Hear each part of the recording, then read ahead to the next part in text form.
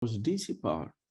So rectification was the first one that they thought of, converting the AC to DC and then store it in the battery. So in those days, it started off with the copper oxide rectifier. It was not that efficient or any of those, and then they came up with the selenium rectifiers, which was somewhat better.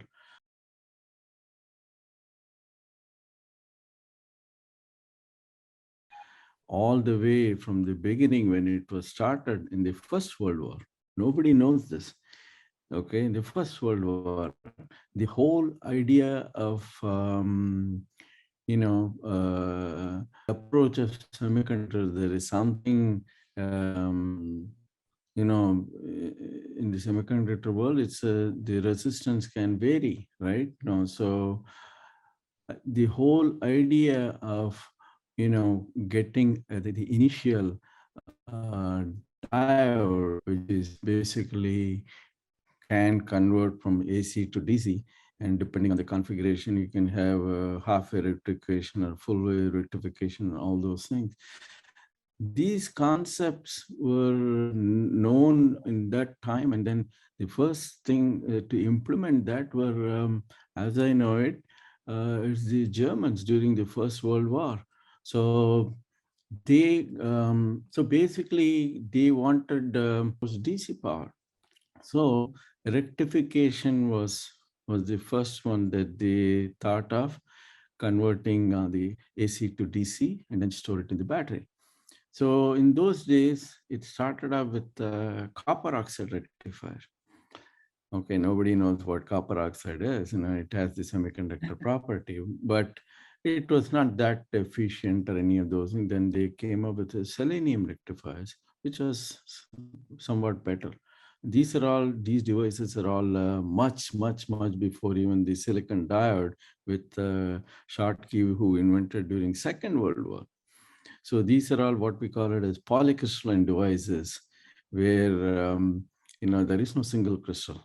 Okay, so it has its advantages and disadvantages. I'll discuss the details of that. The basically, so these are polycrystalline devices. They are huge, bigger in size.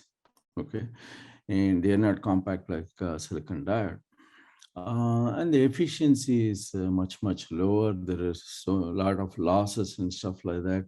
So basically in rectification, you want conduction in one direction and higher resistance or blockage in the other direction.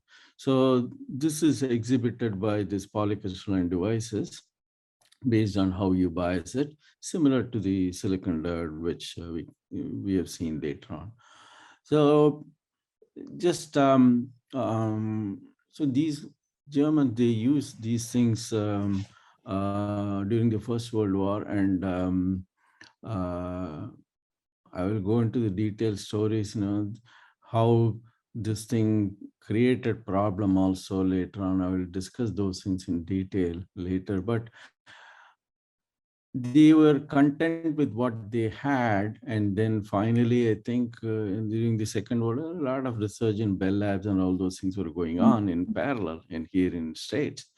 And I told you about DARPA and how they got involved and all those things. But DARPA is one of the organizations where a lot of fundamental research are done.